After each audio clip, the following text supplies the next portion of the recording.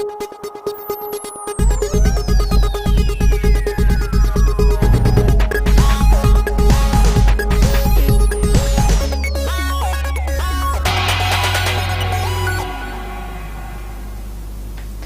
evening, Ma'am. Kurumjari Northeast Window ki dialogue ta meeting ta video ba puna mangpu Surbala Mairemba matram nokchuri ngase khoi ki dialogue ki khana nei najana be damakta thamjari ba topic ti AICC no to NRC MPCC yes akhoi manipur gi miyamna manipur dagi akhoi manipur sida haukiba chahi khara sidagi tongan ba yumlo na laibak singdagi adagi within India itself dagi changa ko mayam sina masing ki sum yam khalak pade ge haiba tare changa iba mi singkina immigrant sing illegal immigrant sing aduga citizen sing se khandok na bagi damakta aduga khoi gi deport tawkhina bagi damakta masigi NRC si akoi ge National Register of Citizenship update tawna ba chana hanna bagi sigi apam ba se miyam na phongdo kuna lauduna takna duna lakpani aduna aikoina ngasi thamjari ba topic si coming back to the topic of today's dialogue aikogi AICC ki maikai dagidi aikogi Rahul Gandhi adagi Sonia Gandhi na but even before parliament mamang da pokoi laudana masigi against the yadana NRC CAAC gi against the laudana lakpai fam je laide duga akoigi manipur da coming back to akoigi manipur da MPCC gi maikai dagi masibo akoigi support tawbagi post edum yaninge haibagi wafam se phongdo paga lei if it is not the exercise se koi CAA ga kanu oidragadi haibagi tuna chatragadi haibagi phibam du akoigi kanu da sudum pauche sing da national ki paper sing da su akoigi lok sabha gi handaki Tranipan Suba Lok Sabha gi mikhal oina thoiba akoigi energy professor Bimol akoijam na sofongdok pagi ofam si akoigi da print ta laire loina na adik India Today da su akoigi working president oiba deba batana su masigi laiba allegation haiba tare masida clarification pibna chingbagi still akoi hujik su akoi support taw happy ofam chingba mayam se laire puna maksida akoi khanna naina da mangtamta hiram sida akoigi ngasigi studio da koi lengsin na laibira ikai khumna jariba akoigi expert ahum di ahan bada Senior Advocate Khaidem Mani, former acting chairperson MHRC, Pabung Taram Nokchari, Loina Lengchin Dona Laibiri Basi, Laisham, Ngapigani, Laimayum, Bashanta, Sharma, Spokesperson, BJP, Zapstaram Nokchari, Loina Lengchin Dona Laibiri Basi, Dr. Yumnam Premananda, Head of Department Law, Manipur University, Zapstaram Nokchari. Ahan ber round si, Ahan Bigi say, Zap Premananda Lankjagi, Za, Akogi Huziking a Sigi, Mati Amkaksu, in highlight of Zaki Badana, background, Ozeri Hirakanda, Houzik Lady Ba. Fibam si asomna klom na kogi center kano dagi habitari AICC gi maikai digi thamba iba phongdora iba moigi viewpoint aduga koigi MPCC gi sidagi phongdora iba yaning bagi haibatare swayo area sida dum zakamaina ozai moto han bain thambi hujiki hangbi se khoi ngasi khana bagi kano se topic si maming si budi dum chaw khoma phajaba oire tawdo bo khoina ranti gi midi natabani na ko ranti di party gi represent tawna yawna tabana khoina phongdok sai sidi akhoi leiba ki praja moina akhoi da leidna ko ranti gi dol singhina magi manifesto phonge huje adagi lok sabha election si akhoi gi knocking at the door I don't huje lok sabha election ngai lere sigi marak sida akhoi gi yam maru oiba issue haitare manipur gi issue ni ko masida akhoi NRC gi pot sida ni akhoi maru ni ngasi nei ne doise NRC kai no korpono haidagi adu kor laksara ka da ko hojil lorisi akhoi ngasi gi dialogue sida thamisi pot ani khangni amana AICC no to NRC haiba the MPCC haraga mana yes and haiba the hai je posi kaina kan da MPCC AICC ki makha da leini na ko independently act to ke sunga moy MPCC na ha boki kari ke sung bai ba na hai bi hai ko di ba adum hai da na ko ibam BJP bokta dum hai ri Bashanta masam ngang ha dum hai ri akhoi gi maitai gi silu trai ku sima tawni kai haigale and sidi sum board ki highway wani duga ngasai gi party du gi stand labor like ta sidi ga maru idi whether the INC as a whole magi agenda the yawbra masi ki NRC ki posi yawbra isi khoina mogi manifesto si khoina yang hai par su yawdram ne yawdi haitam ne mo ko manifesto budi moina khara piktak tawi aduga Bharatiya Janata Party ki na chawi wan space 78 pale amaduna nifuga nipala amaina panba ko aduna Shri Anima Dum Yaudi, NRC si Adum Yaudi Yaudraga Susan Sai, issue the Dumatinati, BJP manifesto, the NRC Yaubra, Natragana Kainogi, Indonesian Congress manifesto, the NRC Yaubra, High City Nati, and Quitopic City, Adugi Potune, MPCC Nabudi, NRCC, Moi Togoni High, Moi Nange, Moingang, but the Quina Taba, the public fair from the Tamu Pochinda. Adubu AICC ne yadragadi MPCC na kaim to ngamui ai wakhanda khara mayam dagi khatang kaino over smart oi bahai gadra khatang activist oi bahai gadra moina tawna bo khonra pu yai member amani na ko adu ta ga su asidi mi amtang in ba yaw do po ne basidi party oi na taw do po ne adu po tu lak patani am luri se ani se version mana bam changba AICC ga MPCC ga chap mana ba in a voice one voice high om changi mi amana ama high ba si public ta confusion create tawri ne bo ko masi confusion creation si sumda ba aduga MPCC moina autonomy khara piramadi khangde ko AICC ki constitution da yaw da khangde state ki kari ki mai gi state ki pradesh congress committee laidu da moida autonomy khara pi mo area khada de moina tawba yani kaina haiba adugi potaga leibra de khoi I have no idea adu de leite tawda bu general idea da AICC sina mana loimbo all india si tawri ni de MPCC na manipur pradesh congress committee haibani manipur ki pot khadani aduna aina khambada AICC gi mathakta MPCC overrule tawbudi su yado mande bako adu chu moina kori context da hai no du yeng mayai the NRC si national register of citizens hai si akoina khangjabada ma si khoi gi Citizenship Act 1955 makha da rule ama lei akhoi kona madu details naina se ore rules se khoi citizenship registration of citizen and the issue of national identity card rules 2003 hai ko masigi rule da ne khoi da sai NRC lak to si NRC se a te a de kai de parak tu na te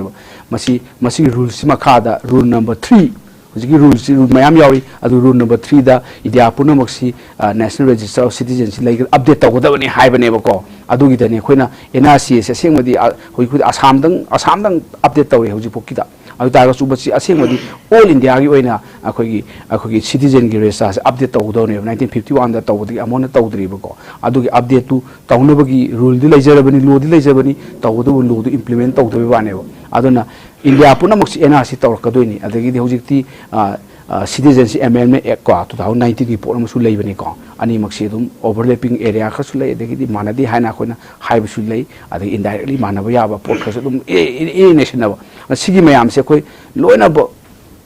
khanaba ama changi adu changbada bu ngasai gi ai ngasai haijaba da khoi limitation khale khoina ngasi je AICC gi mi mu yaw ma de yang ngai lam jan na tra MPCC gi mi mu yaw ma ga di ko yam nungai ba debate am di oi dong ne adu anyway khoi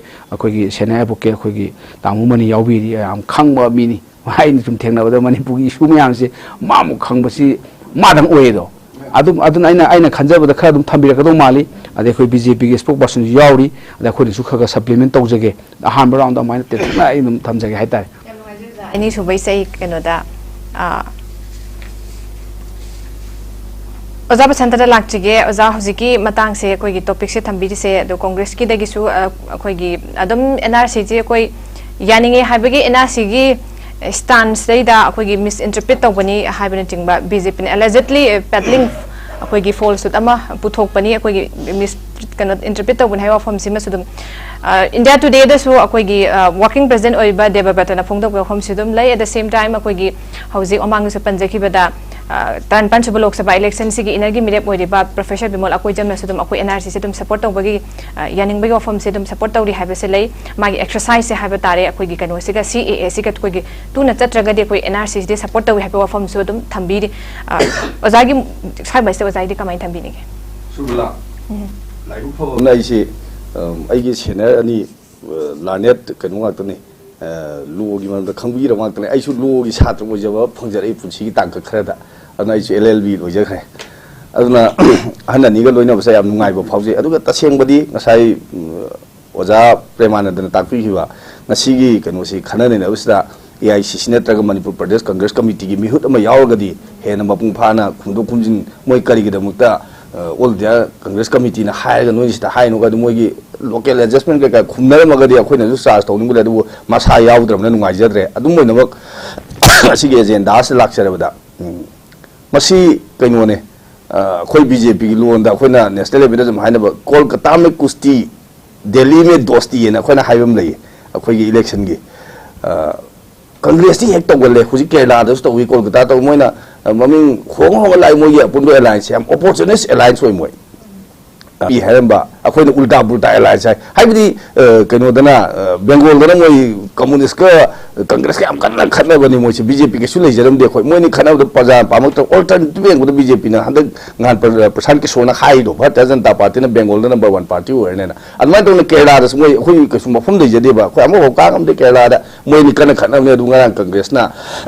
मोई की campaign दा ससी थारुना रे BJP no मोई के थिना ने स्वाई तो मोई ना बीजेपी हिंगल को ने खोई अनि खतंग लेमबदगी हुजे सहूंग अहुम ममांगी तरा तरेसु भाई के लोकसभा कारी से सेरान तुरान सुमाई गांगो मैम से फोन ने मधुगी मैंडेट ने लाकदोसे करीगे दमक ऑल इंडिया कांग्रेस कमिटी ना एनआरसी यादी ना फोन ना कना ना शशि थरूर ना कना ना राहुल गांधी ना कना ना खरगे ना कना ना श्रीमती सोनिया गांधी ना हायरदो सिदे से मचिन थीब ngame मोइना प्रजादा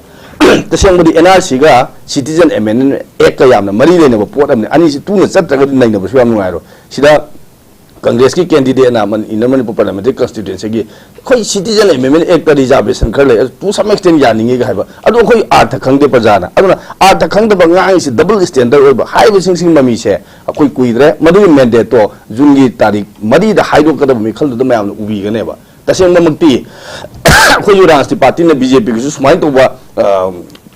एरिया अखोई खुंदोक खुंदा दम तंगाई फदो तंग यावी हुजि अखोइना एलायंस है कोई इनर दसो कोई भारतीय जनता पार्टी का कोई कनुगा आरपीआई के थेंगल स्ट्रेटेजिकली अखोइ द कानैबा करेंबा आरपीआई कैंडिडेट्स लेपन बीजेपी दे कैम तुंगे अदु येंगा कोई थादो अखोइ चेंग मयाम दे कमिट तौजैसने अखोइ अखोइना कई दम ते एलायंस है एनडीए है मणिपुर वोट अनि थेंगै नोसो अनि Shri Maheshwar थोपसना Bharatiya Janata party election campaign दा कोइ द कानैबा अदुना अखोइ मयाम दा हाइजरिसने कईगिदमते एनडीए ना पुल्लगा थेंगद्रिनो हाबिदो स्वाइ तौदना मोगी एआईसीसी की माइकैदि हाबियोबा कांग्रेस की ओपोजिशन लीडर ओरिसे कनो वेस्ट बेंगल मा बोलेपिनी अधेरंजन दास हाइबु नुपासी हुजी इंडिया की इंटरनेशनल क्रिकेट प्लेयर फाव यूसुफ पठांग थेंगल खनरग लाउना हातोकनगे तवे स्वाइ तौदना केरला दा तमिलनाडु दा हाना बै थाक तवे अखोइ मणिपुर दा तौदे श्री महेश का श्री बसंत का कोई अतोप स्टेशन का तौनो दुमाइ तौदे ए टेंशन जगे एजेंडा दा लाक्चरबदा एआईसीसी स्वाइ हाइरोदबा नत्रगा एमपीसीसी ना स्वाइ हाइरोदबा नो गा यस का जमिन स्वाइ यारोयबा एआईसीसी ना नो हाइरो पोतो एमपीसीसी ना यस हाइबदो मदु मयाम थाजबिगनु तौसिनबनी अदुगा तौसिनैजु याम पक्तबा थाक तौसिनबनी प्रजाना मसी टोटली स्वाइ यारोय अदुना मैंडेट ता दुम खंगबिरकनी अखोइ जून की तारीख मरी ngaimiनसी कांग्रेस ना कायामना मचिन थिना सुंबा प्रजा मयाम दा मिनममिबनो हाइबदो मदुगी महैदी यामना अथुबो मतंग मनु दा इलेक्शन की रिजल्ट लाको मतुम दा फंगगने हाइबना अहम राउंड की ओइनै थमजेगी जेजा आई पाबुंग दम लाक्जगे पाबुंग अखोइगी सिगी टॉपिक से कोई थमजरिबसी अखोइगी AICC का MPCC का लाकपा अखोइगी कंट्रास्टिंग ऑफर मा लाकपै मोंग वेन उबदोंग समाय लाकपसे पाबुंग पुन ओवरऑल लेना कमाइन थमबिनिंग हानबेगी ओइन ai demo so na tabadane ira lai boponida hujike lady basi AICC na no to NRC MPCC na yes kari problem lai ke sida haibiga tradi NRC manipur go ani yang gadi puna makna chalan ba pame except kuki militant mapane ki chang pami kharana chanan ba pamde haiben natana loi namang kuki su general public kuki su yauna naga lagi pangal maite puna makna chalan ba pami habi ki khudam che madu ki handak assembly da agasta togi badu da congress su no haidre anonymous decision of the assembly haire aduna NRC chana hanbai si government india ki chu problem maitre amisa na chana halagani haikre adu de government india da bukhalaga NRC manipur da chana hanba chumra chumdaba haina dibe nong be tonglu bi question arise tau de ba manipur da leiba congress na manipur da leiba opposition ki MLA singna adumba naga ki MLA amana NRC chana hangeda bani haidem bukhalaga yes haide no din ta haidre ba ko oina mu ya gre ba adu issue di adu na te ba ai la ni di ana si chana hangada bani manu yani de adu ge de free moment region ta goda bani saman kha ga de adu bi issue ro ai de congress or BJP or FMR che ko na han mani for the first time in the history of Manipur what is this ai pa na ai yungi saman kha bu du bu yam chaur ba thaba ma taw ra na अभी देखिए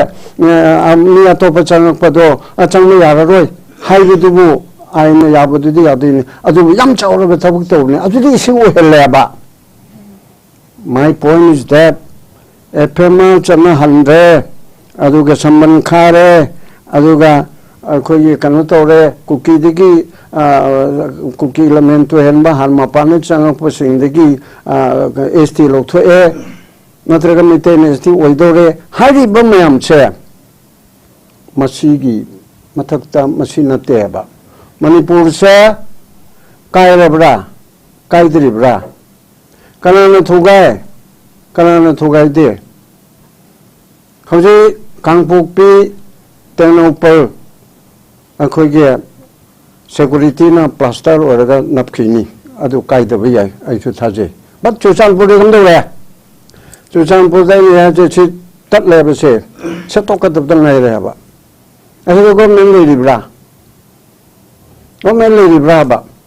adu kanai dano som da vote ne dana tawraga aduna kadadi chummi aduna kadadi chummi kanana no manipur thugai di congress nu thugai di bro adu di congress si halo si mam changdana hai natte man pai de hojikti kanana no BJP ni pai mana tori bro adu khallo ba pot adu da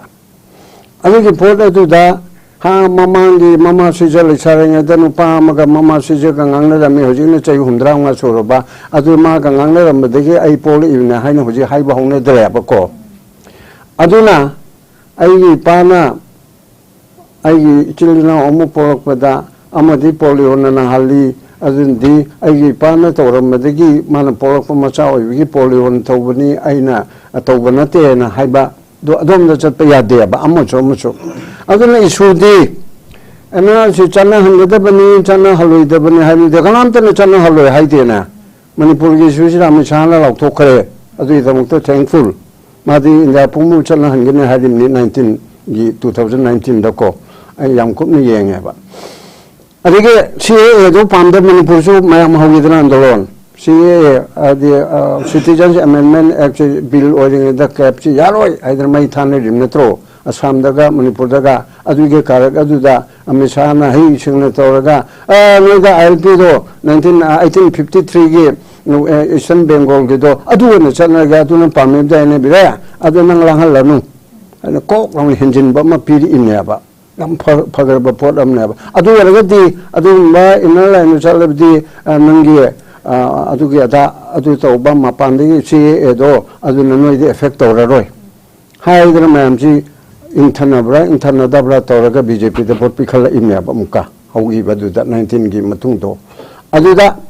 aduna hojiki hairi ba sida CAA sidi mayam mamana ya de manipur praja puna mane channel ya gi de assam ne ya gi de sidi BJP congress ki wana taba adubu akhoi gi de channel ro hai bani na hai adu handa muka 24 election ji nangna ba chana hanni haina misana haire adu da mayam lang ge to adu khoi gi de yaude khoi ge yaude khoi de chana ro haidra adu ge du da AICC na kone terna ba indira kadich Sonia Gandhi na CAA NRC opposed to bagi no to CAA no to NRC dana hojita law thagalak bi mayam layaba adu moi issue mani CAA du de chapam thokte dana mi mayam mai CAA chatpagi phatta layaba ai de lepak ohungi lakpa muslim nataba parsi hindu adudi Sikh Jain Christian haina taru khale ko Afghanistan Bangladesh aduga Pakistan asinu chingba asidagi mogi population do Hindu population oibuduna Muslim mayamamana yade adudagi generally people of India opposition na ayamana yade adugi tawbudu da ha adunate Hindu do ekogi mapa mapu do India mchao yimnina adudi hongi bini Bangladesh da Pakistan da Afghanistan da moi changak patudi hanba phaina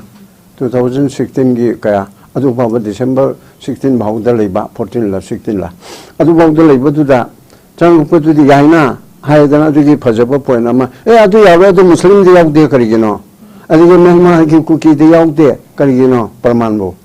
haidana la patudi married and the marriage CAA gi hoji pawba adum lay Manipur gi Northeastern gi di ayamana yadaba da lay kimne ba adugunda national gi oiba policy da CAA yaninde NRC yade haibdan national de UP the NRC told Kanana NRC told the Mother Press the Hide Assam the Makai Assam Tore. As is 71 the Gitore. As they were told them me I don't say again Hoba Adumba state out there. Generally told the Manipur which I had the Congress working President David Bretonable India Pumba Tonaba Amishala Pada Lautopi move behind him Naba. Hide do Hajimo Yera Oiroera. NRC the problem na teb aina harimna aduna AICC na no haire MPCC ne ge saigare as adu de moi de soire adu MPCC AICC na tawdong na teb sidi government of India government of Manipur government I don't know government of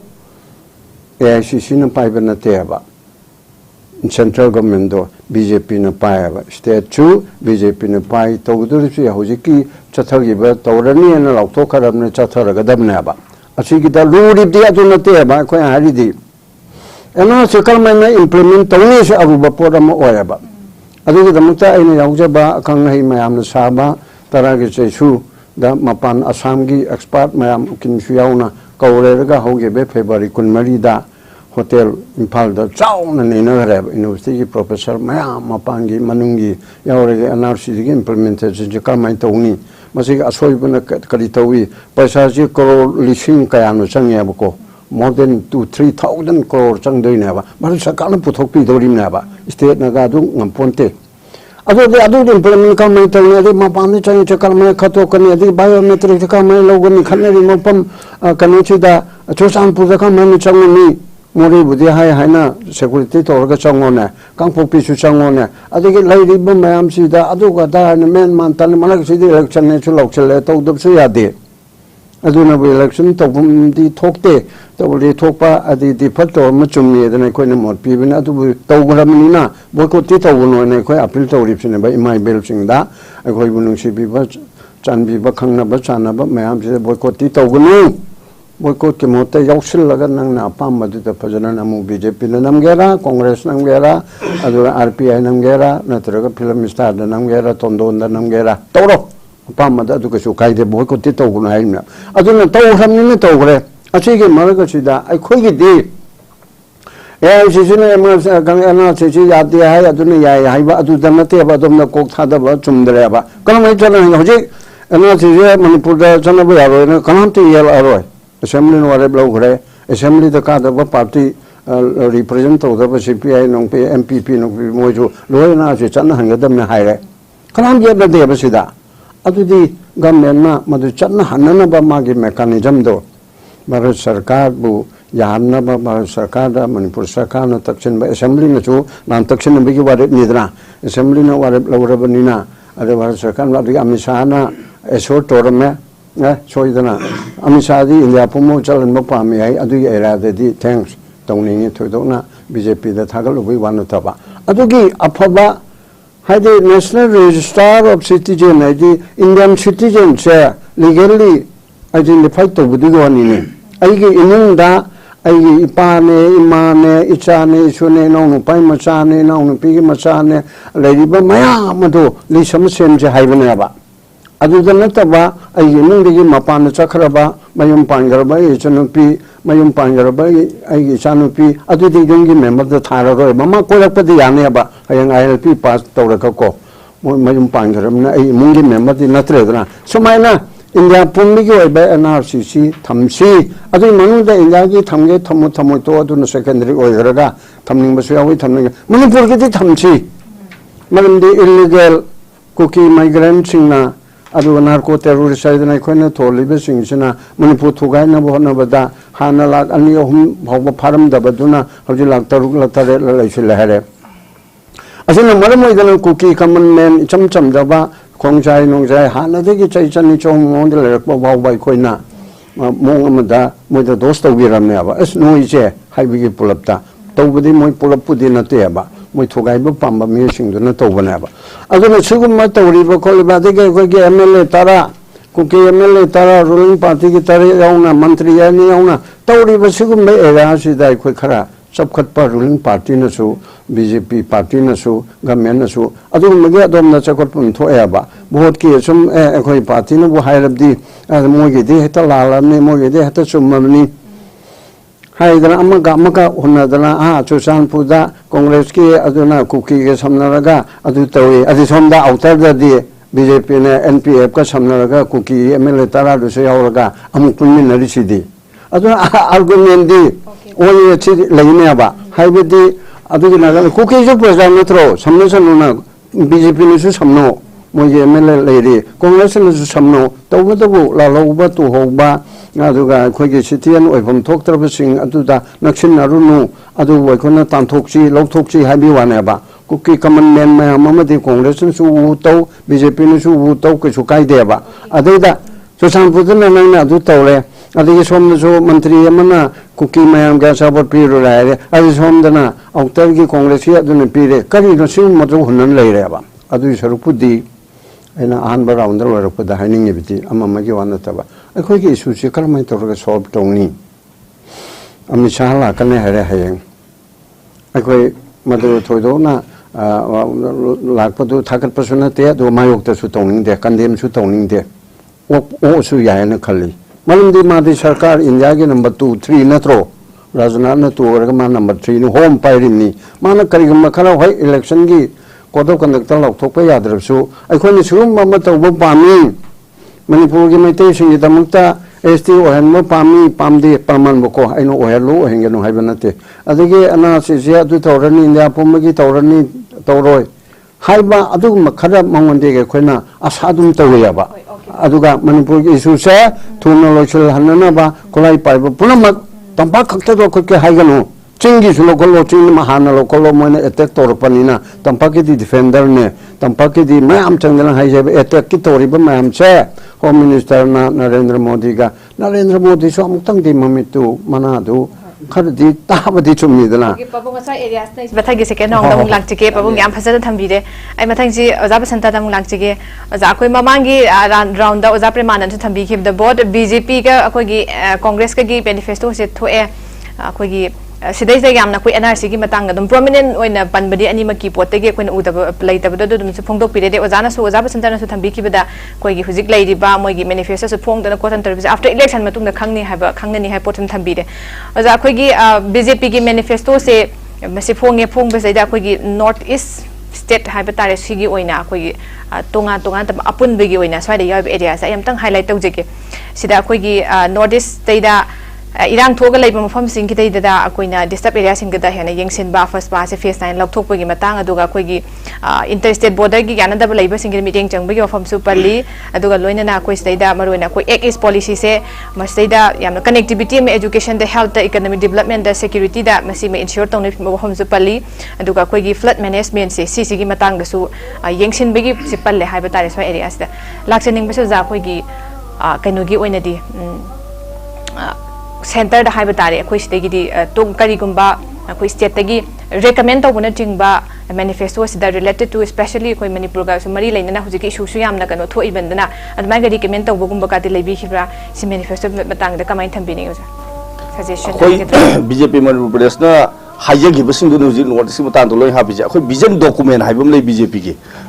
2047 बाउद CC तौगदबनी गाने तौ कुमना ताना तौ एरुगा अखोइ सरकार पायरगा लाबना तोपो political party सिंगना manifesto जे सबसमना रे वासक परेंग भाइगद्रा अखोइना संकल्प पत्र ना हारिसे अखोइना सी तौजे अखोइ हाना हुजिक थबक तौ लेबनिना अखोइगी हदकी मैनिफेस्टो दा ज्ञान कवे अखोइना ज्ञान हाइबसी कनो मरीदने जीना गरीब पु रिप्रेजेंट तौ एदुगा कनो वाइसना युवा कांगु अदुगा एना अनंदता अखोइगी फार्मर सिंग अदुगा एना नारी हाइबो मरी द फोकस तौरगा तौरपनिना अखोइ याम अचौवा रिफॉर्मेशन सेक्टर द थबक तौगने ना अखोइगी मैनिफेस्टो ना भारत के मैम द वासे अदु मनुंगा से आइगी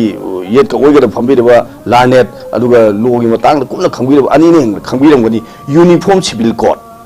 हदक लाकदौरिबा भारत की अनुवा 19 सुबह लोकसभा दा भारतीय जनता पार्टी की अखोइगी पाइजरब नरेंद्र मोदी की टीम मसना मुहना शासन तौरप तारगदी यूनिफॉर्म सिविल कोड भारत पीने ngasai hek लाउथोकिबा अतो तब पोलिटिकल पार्टी मियाम हौरग इरांग सागल यूनिफॉर्म सिविल कोड लागदी अखोइगी हाना लेजरम कम्युनिटी कनुगी रिलीजन धर्म मचा मसागी लोग लोन थुगाइबिग्रनी बीजेपी लागांद हिंदुत्वगी हिंदू राष्ट्र में सेमगनेना मधु यान सादो ए बिग नो ना यान हाइजेगे मरमदी यूनिफॉर्म सिविल कोड से बीजेपी ना हुदुकचब नसेदेबा भारत संविधान हाना याव लेजबने कोई directive principle of state policy दा यावबनिना लानेट अनिगन फमिन बसदे अइमदे याम नुगाइजबमदे अनिस दा अइमदे याम ममुतान खंगुइरना बीजेपी नि यूनिफॉर्म सिविल कोड से हौदोक नतेबा कनाम कम्युनिटी हमना नुपी मरी लोन बिया है मोगी धर्म दुना यायना धर्म ने यायना नुपी मरी लोन पदे सोसाइटी दा थोलकदब खुदोंग चादब अवा चैथिंग फंगदबदे ए नुपी नंग खाइनरे अहुम लग हारगा तलाक हारगा खाइने थोयाबा मसी याबिब्रा नारी मोइना इनकरसु नुपी मोइना धर्म की वाना तेबा सिदी मियोबगी ओबा मिनुंगसी ओबा दुंबो वाफमनेबा कनाउ नुपी सनुरा मबु नुपा दुना यु थकला हल्लागा सावरे कनो चैरिनेना नंग तलाक हारगा खाइनरी हारगदी मागी मसासिंग दगी इमुंग मनुंग थोगदो थौदो खंबियोबा नुपा मागी धर्म न यायना नुपी मरी लोनबे यायदी इमुंग दो प्रॉब्लम दो खंबियोबा अदुगुंबा सिंदु सुनिया यारोय हायना यूनिफॉर्म सिविल कोड हायना भारत संविधान same मतमदा Ambedkar होइना अदगी Shri Nehru ma'am सेंबिरम पोतो चलदना लेबदो Bharatiya Janata party हंदक चनहनगने हायबनेबा सोय रियास याम नुगाइब खरदी अखोइना भारतीय जनता पार्टी मनपुर प्रदेश ना भारत की बीजेपी लुसिंग बसिंग हाइजेखिबा दुगा थबकोनदि सी कनो से मैनिफेस्टो जिला माली सिंग मरी मंगागा पाला तोबया बोता लोय हापकदम से तेदन हायबदा लोय मापुंग फाना यावने अखोइ हुजि कनो ने कन हाइबिगिबदुदा promote peace in the north east मसी वहाइसि यावने वार्ड से अदु ताबे अदु मनुंग कमाने पीस प्रोग्राम कैदौनी दुसु लोय यावरुनेबा अखोना लमाय निसिंग पानबो यादबनिना सिबु सांगुलमने कांग्रेस की लमाय निफु खर खर पालिदुने बंदु यामना कनो तौदनबगी वाफमने अना अइना हाइजेनिंगदि हुजि अखोइना हारिबो मिउ कांगु अहुमदो कनोगी लायब कांगुने अदगी कनोने नुपी सिंगने अदगी कनोने लमुई सिंमी सिंगने अदुगा कनो हुजिगी नहागा हाइबो मिउ कांगु मरी सिना मखोगी याइफनबा थमुक बेस तौर कदम ना खोना एनी मैनिफेस्टो दा हाइरिबा खोना वासक चरिबा तौजेगे हाइबो पोचिंगे मखोय मरी दा कोई फोकस तौरगा पाइखल कना नॉर्थ ईस्ट कोना सोखोना थमजरिबा बीजेपी मनपुर प्रदेश हाइजे खिबदो लोय हापी रे अदुगा मदु थबक तोना हेता ngasi हाइरे ना हेता नोंगान बगो थोको याबा नते रोम नोंगदा सागिबा नते मणिपुर की इतिहास मैम निंसिंग बिदुनी कुकीगा नागागा खनगी सही तरुक हेना चंगी पार्टी खनगी कुइने चंगी स्टिल मोई विदिन कम्युनिटी कुकी मनुंग खनबा ngasi बाउ लोइद्रि मैतैगा कुकी खनै हाइने मनुंग सिदा स्वालसापु मनुंग दा कुकी मचे खनबा हातों नबि पाउतासनि खनै सैना बाइ सिदे त नोंनि नि लेप याबा दते अदुबु कुकी माइकै देसु खननिंदे मैतै देसु खननिंदे जाति नागा खंदे अखोइ पृथ्वी लेसि मियो जाति के नुंगायना नुंसि जानना हिंमिना नुंबा मागी जाति धर्म मान हिंगिबो पुंसी माने हेना साखन बोनबने तंगाई फदब खुदों चादब मरम खरदगी मखोय मसेन एनी मैतै ओरो अम ओरो जाति अमा त खनरक पे अदब कुइना मपुंसी सुब खनरक लेब सोंदोक थोय मतंग तुइना हुजि नागागा कुकी खनब लोइग्रे अदगी नुमि मरि मानि खकी थौदो खनब मैतै पांगन खनै गाना पाखना खोय लोइग्रे दे पार्टी खनब दुम लोइ लोइबदुदे दुम लोइखिनि बीजेपी न पालसु कांग्रेस न पालसु एनी पॉलिटिकल पार्टी म लाकपदा खनै जने बुदि मखाताना कनामत पामदमने दुम तोखिनि तबुदबु हौजि अखोयगी ngasi मैनिफेस्टो की एजेंडा से लाक्सरबदा भारतीय जनता पार्टी न नॉर्थ ईस्ट की दम तौजनी न हाइबा तौजगी हाइबना चिंबदुदि थबक ओइना पांथोरगनी मयाम मोदी की हजिगी मैनिफेस्टो दुगी अहानबा कनो लमाइदो हादोंदु मोदी द चिठी म इबे यावबनी मागी चिठी दु मरिक चुमना डिटेल ओना मैनिफेस्टो दु आइना पाइखा जानिगु सेना पाइखा ट्रफसिंग ना माइ तौना ओल्ड एज की अहनसिंगी खुदों जाबो पिगदबा अदगी हानगी अखोगी चेंगलेम पिबगी स्कीम दु मखाताना दु सथगिने अब सि कंटिन्यूअस ने बखोई प्रॉब्लम कनो सिदि गवर्नमेंट बीजेपी पाइजल हाना ममांगदा सही 10 दा पाइखिबा थबकसिंग दु मखा दु कंटिन्यू तौगनी हेने सुंग सिंग पाइखल कन हेमी मैं वासक परि मैम यावरी मदुदी सिगी एजेंडा नसेद्रमनिना यादों द थमजरे समजनजरबदा भारतीय जनता पार्टी ना लाकदब 19 सुबा भारत के लोकसभा दा अमुकन होना शक्ति पीबी तारगदि अखोगी मैनिफेस्टो दा हाइजरिबा नॉर्थ की थबक थरम सिंग लोइना पाइखल सगनी हाइबसे मदु अनि सिबो राउंड दोन थमजरी थकसे ओजा प्रमाण लाक्टिगे ओजा को जिकी एनआरसी गी स्टेला आकाने सिटीजनशिप अखोगी सिटीजनशिप अमसुंग मिटो मियानचा सिंग खांदोक पगम फम चला आकान सेदा अखोगी कमन क्वेश्चन होइना दम याम सुम खंगनिंग बाय बतारे ओजा दा लाक्टिगे ओजा ना दुम कुपना दम थंबिरो ओजा अखोगी इंडिया गुंबा पॉपुलेशन एक्सप्लोजन थोकलबा कंट्री में द हेक्टा कोइना सी ओहनबा हाबदी NRC si chatna hanna ba to hanna ba haiba tare magi criteria mayam leire si chanba chandave ge koi details leire already population explosion thoga leire bani si gi matang kidang makugi CAA gi sum la ini aduka coming to NRC la kan da koina chatna hanna ba na sumaina tawrei ba post se haiba tare mas de hekta koina ohen basi ngasi matang je kamai thambini usa hojiki keno bi se surbala na hai sida ko koina ngasi gi numisi da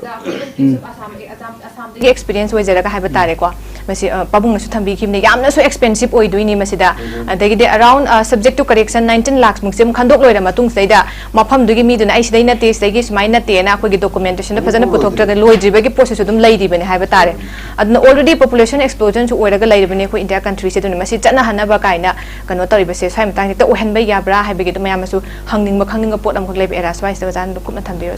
hojiki se aham da ina haining si ngasai gi khoi major political party ani gi kano da budi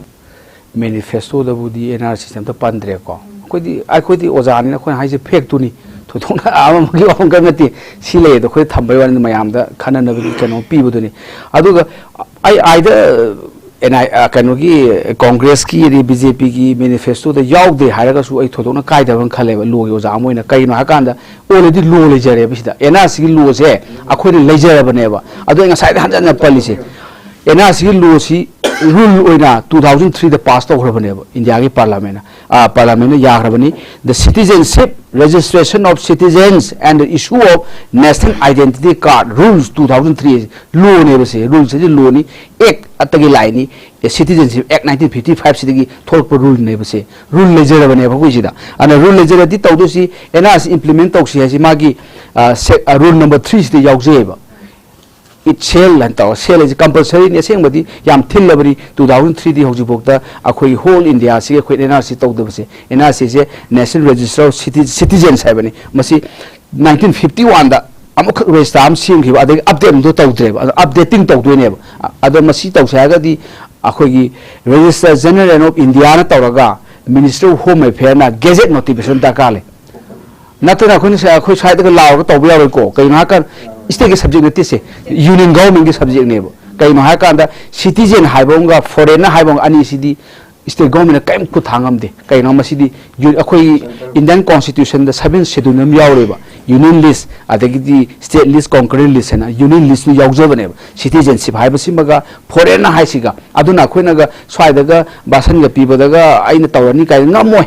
हा तवनो होनानी pressure tawne hadu di ai ko mana tawdo si di ari Indian parliament gazette notification changi kana tawdo minister home affairs tawdo ne aduna register general India na hairaga minister home affairs na gazette notification thokane assam ju thoini gazette notification thokane lai si ana aina haije di law si already there ni tawdo bu law implement tawum changba adu law le si am phai 2003 the rule sem bani rule du matu ina akhoi NRC gi gazette notification tawbiro madu whole India gi tawge haibra akhoi no objection aduga manipur dangi assam gi matung manipur o hen bi gabra adu ne khoi paamena o lai taw view taw haga su manipur dangi taw view hai bane ba khoi hai di kano sumba demographic ki kano ma balance ma kai si manipur se amane assam di ni ya mi fari ne manipur di 30 lakh thati khoi lai di jo adu su mai gi group yun khaido tangkhul naga ade kuki jo degi di maitei pangalan sain khaido di akhoi gi population si di akhoi di pithribi de people de pi se akhoi gi kanghu sine an sidani akhoi indigenous people sin kan gada bani kan haire se indigenous people kan bagi kano si kan ge haire di ahum mai di lai ko khwaide maru ibdi ST sin di maru khwai oire madu budi silent tawre mayam sina ST batang di ta uji tan tan do toy ko ada manipur indigenous people se kan jaga di ST si mayam maru oire kai no hakanda akhoi gi naga sing si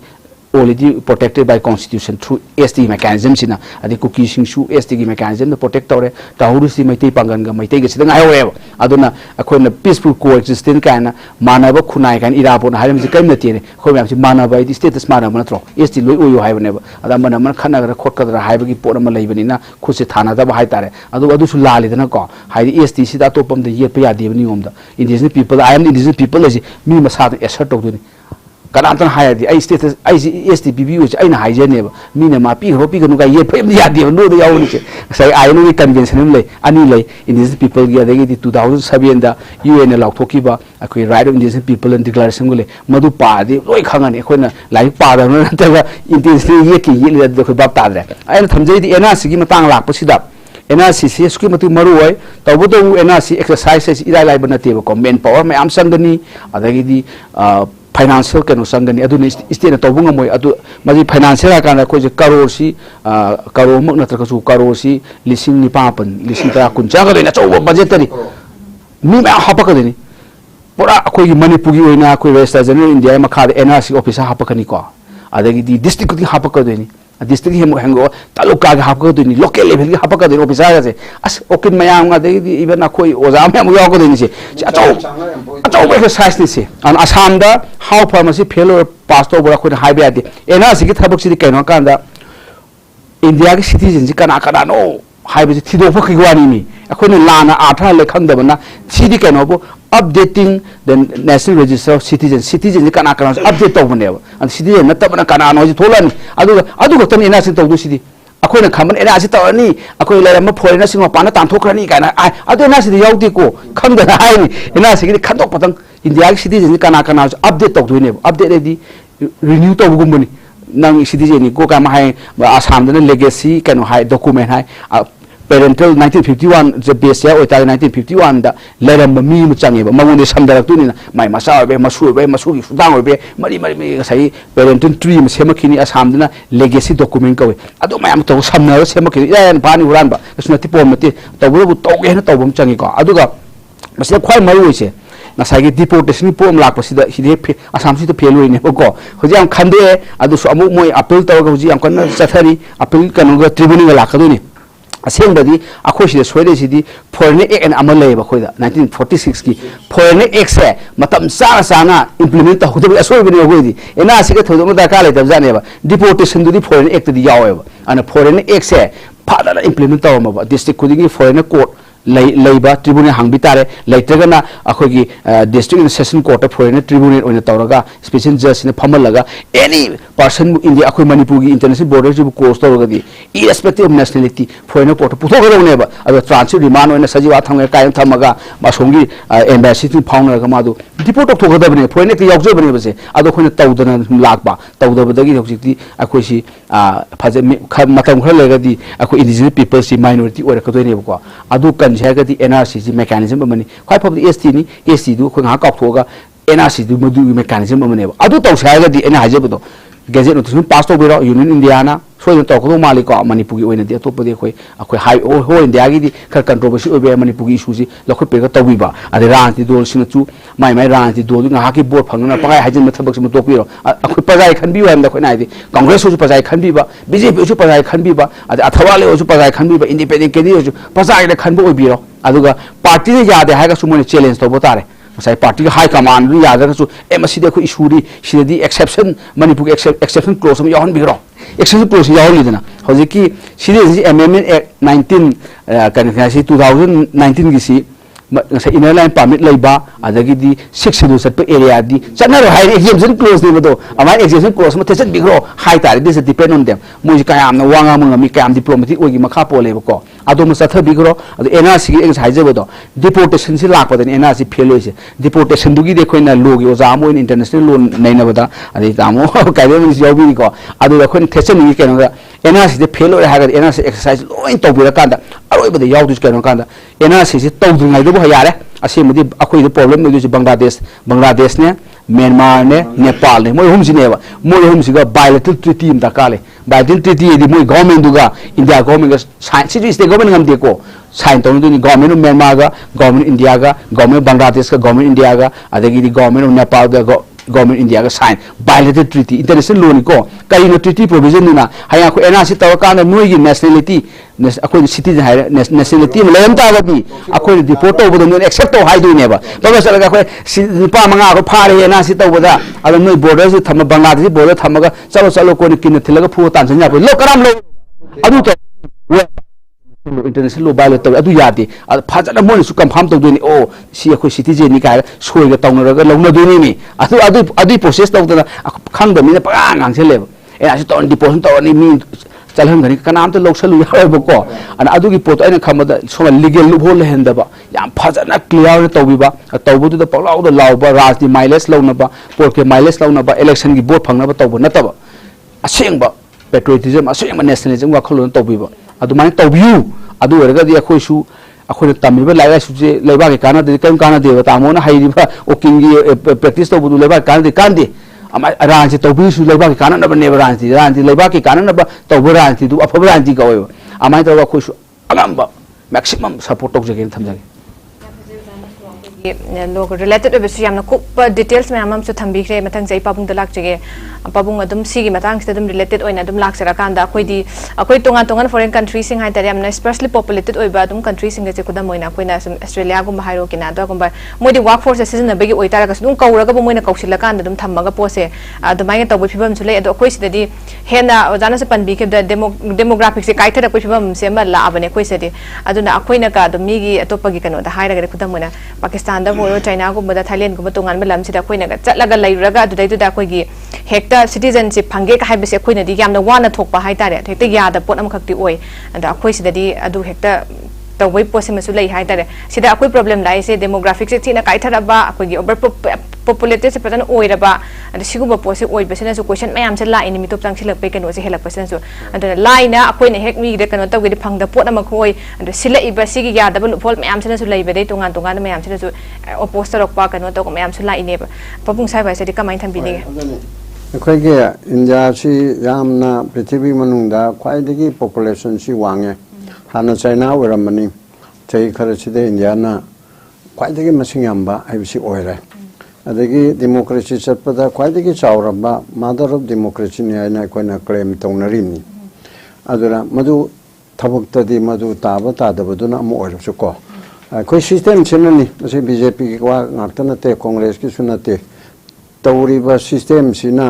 अखोइसिदी socialist system दुदी नत्रेदना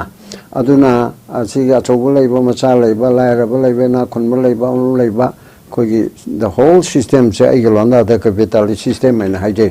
मदु कांग्रेस न ओइबोरो BJP न ओइरो communist न पाइबो ओइरो लेट न पाइरो सिस्टम छि अखोइ इलेक्टोरल सिस्टम से सुगों होंदोक्तर दियारोयबा मदुगी दमुक्ता होंदोकना बोनबदा सेरी आइदना campaign for electoral reform in India आइदना आदिवासी राजा कौबा अमना कर्नाटका रा आंध्र प्रदेश रा अदुदगी होंदोरगा तौबनी मसी बीजेपी का कांग्रेस का नबु यारबा मेजर पार्टी अनी सिदा ngaireba लेफ्ट मयाम यागरे मुलायम की रीजनल पार्टी यागरे कना कना आयाम लोइन यागरे बीजेपी की दसु सुषमा स्वराज इदना मलेरमी मा याबनी अदुगा कांग्रेस दसु होम मिनिस्टर ओइबा सिगी ममांगी दा ओइबा अमा इंडिविजुअल ओइना मा यारमी अदुगा मोय कांग्रेस की सोनिया ना राहुल ना मदु यादरी अदुगा बीजेपी दसु मोदी ना नदाना अमित शाह ना राजनाथ ना यादरी हाइदी यानिंगल लेरसु मोगी पोट अदु यौदरी हारिबा अदुना अदुगुमगी सिस्टम मामा फास्ट पास द पोस्ट हाइबे होजिक चन्नरिबा मयाम सिदिगी ख्वाइदगी हेनमदुना मेजॉरिटी नि हाइना मि लिसिंग कंट्रा लेबु मफंद मि तरे लेपदा मि लिसिंग मंगा फंगबदुना ख्वाइदगी अमेरि मा कारियाबा सि अखुगी लो द मदु अखुगी मेजॉरिटी कौयाबा असेंगमदि नतरेदना अदु इंडियन लो ददी कोने बीइंग अ लॉ स्टूडेंट अमो ओइना मेजॉरिटी से कराइबु कौई मयाम दकी फास्ट पास द पोस्ट ख्वाइदगी मसिंग यामदो अदुनि हाइदना अखुगी दि होजिक चन्नरियाबा अदुबो प्रेसिडेंशियल इलेक्शन ददी अदुगा राज्य सभा की इलेक्शन ददी अमु यादे 50+1 ओइबा रे मागी इलेक्टोरल कॉलेज की असुक फंगदबनि गा हाइबा दुनि चंग मतोंगान बलेरेको अदुना अदुगु मेगी सिस्टम ममु ओइबे सिदा अखोगी सिदा मरुइना नॉर्थ ईस्टर्न सिदा पॉपुलेशन सी डेमोग्राफिक सिस्टम सी अखो लांगदाइ सु ओइबा लाइबक थिबमना बॉर्डर स्टेट ओइबा अदुना नि अखोगी एक्सटर्नल अफेयर्स मिनिस्टर नसु अखोगी अनऑर्गेनाइज ओइबा अखो बॉर्डर एरिया सिदा सिक्योरिटी से निंथि जनो ऑर्गेनाइज तौबा ngamdrga de achouba problem ओयाबा चंगथोक चंगिंगी लेबो खोटपा सि इंडिया की achouba problem मने होजिकी बॉर्डर द लेबो पोट पोटंगसे अदुना अदु मनुंगदा अखोगी द लुरिबसिना पाकिस्तान की इंडिया का न खरबु लाये सेंगना क्लियर कट लेग्रे पाकिस्तान की मुस्लिम सिंगदो इंडिया की मुस्लिम का अमतो अरमदि की खाइदो खरेदना लाइकवाइज अखोई सो क्लेम तौरियबा कुकी लीडर खरना ममांग अखोई वारी ते साबा यारिंग मतमदा अखोई के कबो भेली से मणिपुरी नत्रा अंकल मानिने अदुदि कबो भेली द लेरिबा मयाम कुकी मयाम दो अदुदि मोइबु मितो भाइगेद्रो मणिपुरी नत्रो कबो भेली द मैते जो मैते न मसिंग यामदे हाइबनी मैते लिसिंग खरदंग लै अदुगा कुकी ना लाख तरा मा लेरे अदिगी कनोसु नागासु लै अदु मयाम दो मणिपुर लाखपजिबो मोइ मितोप लो हाइना अर्थ हाइरियाबा नो नो नो उमो पाकिस्तान गा इंडिया गा तबो सुमाइना फॉरेन कंट्री ओइरनु मोइजु म्यांमार ओइहराबनिना बॉर्डर अमना तौरगा मोइ मपानगी ओइहरे ado ho foreign na te habi ado mitop ti na te ga ina moina lawe ba ko one of the KSO leader amana maming de haira ro ado da to adu maina hairi badu kaino ma adu khoi hana ti ko eminna pani habi port am lawe ba adu ge mo kuki lai so haiba karana khoi ja han karana so muka noi meite so Bangladesh te ki lakpa ma am lai bani da 1961 da noi na beziar waine na biren gamen harip se 61 se pare yar sine che kon daga ti noi meite si yam le ram gani da mapan foreigner se na hairi ba moi ni khanje ba ko ado khoi na de hara ado meite di problem na te yang khai cham mangai meite ju mitop ora mabudi mitop ni hairaga ILP tawraga leibe Mizoram da meite leidina pass paraga adu ka chukai de ba adu masing di kuki the number of blocks the neba adu muslim chu hai na meite pangal meite lon banina asom di Bangladesh ki hindi lon Bengali lon muslim changa di muslim chu khara lai dana pa ba adu Nepali chu ko ni yam pangam na manate Nepali ta lising pa na changa ponate khara manga tara changa absu maisho meter khang khang da su leidi maro na ko ge di Myanmar gi kuki chinaba masina phat chang eraga adu matan phari di kuki ge MLA mai tara du yaw ba mana haigi ba paun ne la kana no kaure tha chai amma ma khagi mamang da ai khoi chu cham bu da lei ba kuki ai khoi na mai teron khang dra ga di ai khoi manipur oi bi ge kari atha lei ge ai khoi ge punna le minal ba big brother ki lol se khoi na khang da bani lon khang da ba se ma si tam ga da ni ga ha ba du yam phai ba ko hojik te adu ya ida du di mang na khare aduna adu na por ma oi bani na Myanmar na har kan da moina loksel liba mitop tawnu uda ba just foreigner budi oire ado chu khoi masen amantani dana haina lawgi port am leya ba maram aduna langni ba point di hojik ki NRC sigi darkar yam aibese sai Premananda jo ha gere masiti sason tu da maru oire ba NRC chana ni chalo ni kanani yeno du no ni iti jalo 1951 le sana haramni adu update tawse haibne ba mana census population census hana khoi gi 21 na to to hudre no ko covid ka kariga adu 26 ta delimitation la kadorimi chidesu maru oidorimi aduna adugu megi porte du da NRC du charna hanna ba sarkar na machinery na administration na to gudori ports na me koni yam luripse ge ta phong ani ge ta phong de aponte sai 1000 crore changani adigi ni changwa chatru 1000 bo employee to dui ni na hen bu helang ni aina khang da dan pa bani liching mari manga chang ma chue kana khang ni adigi chai manga am tara ma wok to dir ngasi to ga hayang tha ma ni da loire ga ju ore ba chong ba tik dari bana ba asam gi 2019 legi na tro hoji phau bada loi da na lak tara ma pan la kulla khando ga adu chat ki dri adi ga yamu FMR to wujana photo bachung lerimni FMR to na pre movement regime chi thing haide akoi tanthok ta ni ka hanigi miti tanthok hodri sei Premananda na de ji pak tanthok pa yaroi si mito myam lermene samudra de lang thigi bi yaroi ba aduna akoi gi Bangladesh ki lepa Myanmar ai gi somda Nepal mohairo noi gi prajami e si gi la ka makali sing hum pu se nang loro ai de loro ha di asa mukamai to dei ba adudi magi maram hanigi original place na loro hairamni na magi natti hairamni na adu na hato ko da samudra ng thagadro adu su yade ba say international law lay human right lay UN lay law kani karigino adu di ko refugee status thamgadra kari to gute ge haina he irai laidri ne Myanmar de chang belak mangale ram law da hara na Myanmar janta adu na law ge ko ge piro do hairo ya ba haibu chule ba adu amma khangna ꯍꯧꯖꯤꯛꯀꯤ ꯇꯧꯔꯤꯕꯁꯤꯗ ꯈꯟꯅ ꯅꯩꯅꯕꯁꯤꯗ ꯇꯥꯔꯝꯒꯅꯤ ꯊꯥ ꯃꯔꯤ ꯃꯉꯥꯒꯤ ꯃꯃꯥꯡꯗ ꯑꯩꯈꯣꯏꯅ ꯖꯦꯜꯗ citizen four justice ꯍꯥꯏꯅ ꯑꯩꯒꯤ committee ꯑꯃ ꯎꯀꯤꯜ ꯃꯌꯥꯝ ꯖꯁ ꯔꯤꯇꯥꯌꯔ ꯑꯣꯏꯔꯝꯕ ꯅꯣꯡꯊꯣꯟ ꯌꯥꯎꯕ ꯑꯃꯈꯛ ꯂꯩ ꯑꯩꯈꯣꯏꯅ ꯖꯦꯜ ꯆꯠꯂꯨꯕꯗ ꯃꯤ 158ꯂꯥ 118ꯂꯥ ꯂꯩꯍꯧꯋꯦꯕ ꯑꯗ ꯃꯣꯏꯗꯨꯒꯤ ꯃꯅꯨꯡꯗ ꯑꯍꯨꯝ ꯆꯍꯤ 12 ꯍꯦꯜꯂꯕ ꯑꯩꯗꯤ ꯃꯩꯇꯩ ꯃꯨꯁꯂꯤꯝꯅꯦ ꯍꯥꯏꯅ ꯈꯜꯂꯨꯔꯦ ꯃ꯭ꯌꯥꯟꯃꯥꯔ ꯃꯨꯁꯂꯤꯝꯅꯦ ꯍꯥꯏꯌꯦ ꯄꯨꯔꯥ ꯃꯩꯇꯩꯔꯣꯟꯅ ꯈꯪꯕ ꯑꯩꯈꯣꯏ ꯁꯥꯁꯨ ꯈꯪꯉꯤꯅꯦꯒ ꯑꯩ ꯖꯦꯜ ꯃꯃꯥꯡꯗ ꯑꯩꯁꯦ Khaidem mani kawin enani kamai khangi ba ITV impact adigi kari NTV topu mayam sida aikoi noina neina budu tai sara aikoi gi songchal lawbiyu chai trai thu lere manipuri lon chai pura khange ado bharat kanona Myanmar gi subdivisional officer gu mai tare chapchaba officer maming du kawre aduna India government bu thara de koi lorage ai mo ahum se particularly mi ahum asi tong lere masi sarna kan TV nainabada ta tawbiu yaragadi courta chief justice ta public interest litigation on tawbiu khotpiu haibu babu lere bangasi maksu tabu orasano aduna adugum ba report to goda basi akoi government na government akoi state government na to goda na tamnina government of India na madugi preparation tawbi ba machangya ba tabuk pudi yam chelamuni election gi tawraga adu manipur gumba adi north eastern gumba da leiriba problem sa aina hajening badi bharat sarkar na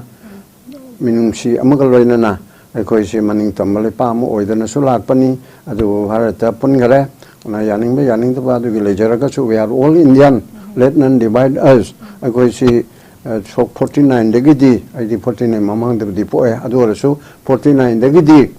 India we rabanina akoi ku India ni haibase bharat sarkar na Narendra Modi ji na aduga Amit Shah na Kaubigano Narendra Modi su yamna chelamgani PTV ki number 1 2 ki position da lairabani ada Manipur se api position na tabane na khanbidaba tawbigano khanbiyu hayam Amit Shah lakpasida Manipur gi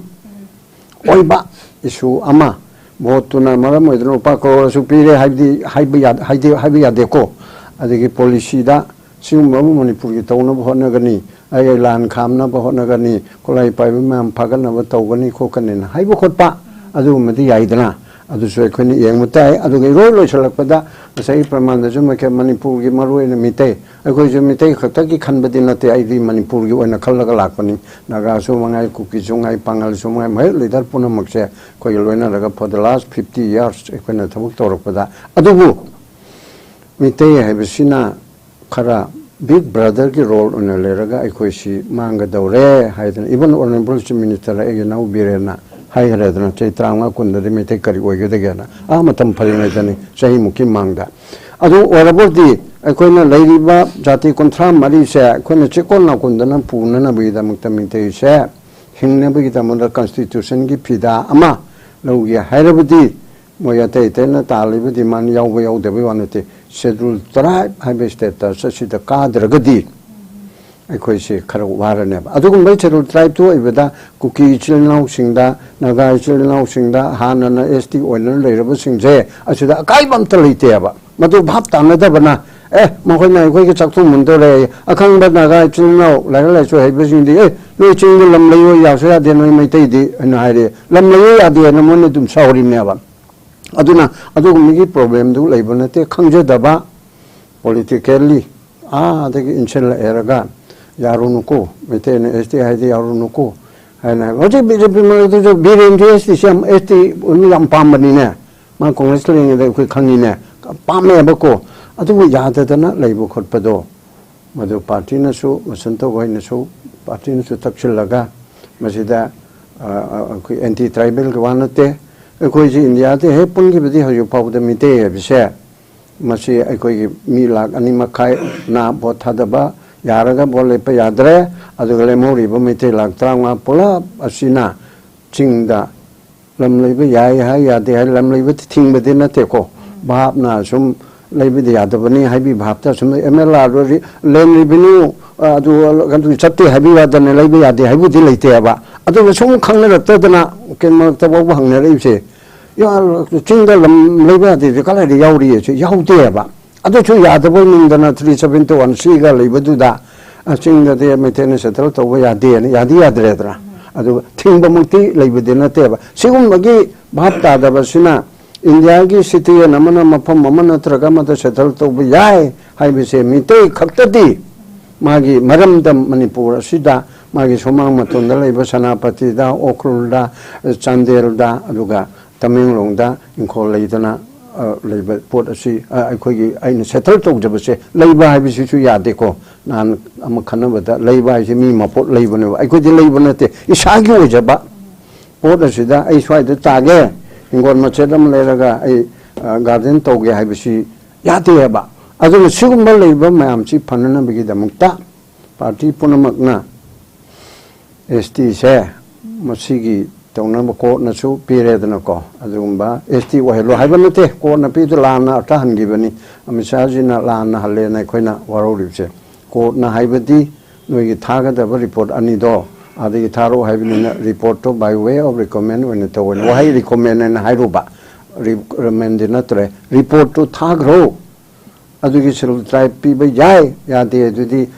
president haibidi council of minister Narendra Modi na lusing machine ware loraga o aduga koige schedule tribe commission da thada to eraga tribal affairs minister de piraga cabinet poraga moina tawraga president na soi tawdani aduga parliament da di maming da oina si challe haine pothoga tawdoi na ba aduna koi big brother ki role da leraba mite sha esti channana ba no ye manifesto da yauro to BJP su Congress su aduga te athal wala su ache masi punna hotna ba chumi haidana sumain thamjage yam se pabung phajaba phom am tham bigre matang se jaba santa da roi round ge no roi begi se jaba santa lak chege za koi ji pabung na su pukhat pi khibda s list da chalhan basi su ko gi yam na sei da su ko ni meeting changhan ni wa phom su tham bigre aduna hayeng si home minister na lengbi ra ka du se je imphal la ka da ba sei da miyam na kari expect tawi miyam na kari khali si su ko na dum hang mo hang ni aduna hayeng mana lengbi ra pa matam sei da Mayam Praja Mayam ke apa maju huzik thu iba lansi ke maram da lotion na bagi ofam thambiram ba singdo sudum solution purak na ba adu se mayam ke apa bani aduna hayeng se za koi gi home minister lengbira ko matam seida akoi na hane gi dum leidaga nainer ge issue sing hai batare akoi di NRC FMR Indo Myanmar border fencing gi waron drak na leide ba sum mayam si ke sum mayam loi ni aware oiraga leide ba kanu dum di oiri adu huzik su ozana pan pabung na pan bi khibda ST list Maitei se include tobai wafam se yamna maru oina pukhat kiba adu this is the inclusion of Maitei in the scheduled tribe list is the only way to save the indigenous people gan mayam na sulawri ni duna hayeng ma lakpa sta koina haiba tare sumaina yamna tangdu leita dan leidiba mi paina leidiba siguma threat mayam leidiba akoi indigenous people sigi akoi gi hype tare tungi oiba policy ne traga safeguard oina ba mayam gi in the interest of the people of Manipur haiba tare karam ba hen ba koina haidi promises man hayeng to biram ni kain haiba koi thaja ba biram ba yai kana koina expect to yai kamai tham bini osa swai aina mamang ge round so haji kiba uniform civil code ana kone sungsong soidana Bharatiya Janata Party lakado wanu sarkar na bhar ke miyam do pije gani haibido aduda lon yaur kane madu ansar khudima aina hujik mikhal mai le na yamna aduda matamsu yam se minute amani dang matam loiwi amna adom da yam sang da bida ai haije ge khoina reservation policy da angakpa ahung wa mayam ubi gani hujik BJP gi mang da tari si kang pani khatang lei gani khoina tribe adagi OBC adagi minority guide haiba adum da uroi khona laira ba haiba nga ina khun ba haiba nga khona kanglu pani di yen kan mi yeng se laira ba khudum ki khudong ja pe ne ai de hindu oi gara minority oi gara adagi Christian oi gara laira ba bu promote tong na ba aduna khona poorest of the poor na front row da lepa umutam da sakhut pa jati mu oi gane BJP ne lawi aduna karang ba schedule type khudong ja ba pire mai te schedule type oi reng khala je aduga mathak ta leiba hana IS ko oi ba de ina khun ba sen state pan da sen man da tamba kangmu gi macha ma chuk na IS pa kha thara phau gi ni mingjan bu khopa moi lai lai su don bosco da kaida little for da nimula bas ta tamam angang bune 11 12 tom pa da dum tam gi ni akoina handak taw ka du sidi lai ba do last level kangmu da first level da hana lai khobal little for da tamam ba satra satri du compete taw ya na bo gi ngong da mawon da khudong ja ba pirak kane ba adu madu da di ngasai gi kangru pi jati hai na sing bagi kanu du da aro uniform civil code ai uniform tasen uniform oi bu la ka do se lai ba gi ina khun ba se mana ba thaki mi kangru ba sem na ba BJP gi agenda ni madu ngasi gi be sai kanu yam sang na matam su leitam na adu to ge ani su bada aina ngasai hai bada gi wat hoba kanu hang bada so ngda hang bi ra khidna hujik ngasi gi mtang hayo do di ya da ba khoi ga NRC amadi kanu gi matang se Citizen Amendment Act Citizen Amendment Act na Manipur da kenda soi ma bi constitutional safeguard ama koi phangjare ai lanet ani gi character phamjai baina kari da phangwe ILP yaw gi do ILP phangwa mai kai da ding asai gi kanu gi problem du ta khoi da leitre mi adem su cookie sang kari kana hai su asai gi sang ka do kanggu si kanu gi yaw re Myanmar ni myam dai simaruna somgi cookie gi jaga si Bangladesh ta yaw na Bangladesh dai sang adi hai do sang bus da 2003 ga 2019 da amendment ani pukhatba adu BJP sarkar ngakani akhoni NRC pandaba ani constitution adu NRC se Bharat ki संविधान da iraga chana ga damni resta da da la ko se Atal Bihari Vajpayee ki sarkar ni 2003 do magi mathang la ko Modi sarkar ni 2019 de stage da ahong mulai se sahi tara leiraga di resta to ko ma India da leire hai bani hana leimba एक्सिदा हद tension लेनी exam तब थोड़े 5 year दा 2014 की December की तारीख 38 बाउगी मनुंगदा on और before 31st of December 2014 हाइबने हाइबसी की मनुंग रेस्टार्ट तौर इंडिया दा लेदि मासे सिटीजन ओइने ने हाइबदो मणिपुर दा संग नबुगिन तक कना उमता सिलचर दा नत्र दिमापुर दा कनो तोर वाफम लेते हुजी फाउदर रेस्टार्ट अदुना मणिपुर मियाम किबिनु constitutional safeguard so ILP na pirga lejakre aduna ina tension jarbada manipur gi la na kaina election gi pangai ba thajo birunu khoi gi citizen amendment act na manipur da kaimta effect tawroi ILP na constitutional safeguard ore aluga NRC se bharatiya janata party na handaki manifesto da hapsu 2003 da sana ne abu BJP ya talberi baspa gi government hauju paliba modi gi government na 2019 da bharat ke parliament da puthoga NRC gi thabuk paikhat pa haure hai wo hamji ai aroi round se thamjari Doi sila ya dai oza gi warol se ai keno na tabida oza Premananda lakti oza khogi CAA gi matang oza Bashanta na su thambi gi bse thodok na masi akhoi citizen sing da especially ko India gi da thodok na akai ba lairoi hai ba se ma chahi taruk ta hantaba khot pa gi dharma masin kanu khara yawra madi kain ha be adwai da su laigum tau bane oza tentak na sai matang se kamai thambi ni Citizenship amendment ek ki sa masi exclusion clause di yaujare yaurga su akhoi de law da ama leidi bera leibam leidi indirectly dum khara si dum shok sani da haidi aseng di persecution tau doini persecution tau Hindu oi bi ai de Sikh oi bi ai Muslim yaud ba sing Muslim da ba sing se si persecution tau raga lak ba sine ba adu citizenship pi doini si illegal migrant ni law doini ba adu pot leibani na exemption budi manipur di tau ba tau ga su si di whole India gi ni na who knows adum nakalamba da changa ani thuna chang piyai haidi madu West Bengal da leiroga khalaga Manipur da changa su yaidna ko adu bagi India ni chang pane India ni sang to Manipur di exemption oiba oraga su hani loduna adu de hani loduna ma panigi India gi manung ni chang padu gi di inner line permit ne yare duna aduna akhoi inner line permit ke se yamna forcefully tawham ju chang adu di adu mase gray area khra dum lei di ma saigi 6 schedule chattaba Assam da sanghalo ne ko